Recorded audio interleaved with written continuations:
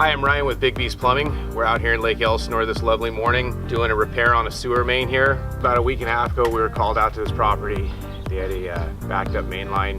The biggest problem this line had when it was originally installed about 25 years ago was the guys never got the elevation right. So where the city tie-in is, which is going to be about another 6 inches below right here, when they came up, this pipe is actually at a slightly higher elevation than what's going on at the back of the line or the start of the line here. The line's never going to be graded properly, which means it's not going to drain right or work right. So what we're going to do here is we're going to cut about 3 to 4 inches off of this riser coming off of the city connection in order to get our 45 here at a lower elevation, lower than this pipe here, so we can maintain grade on the line all the way to the city street here.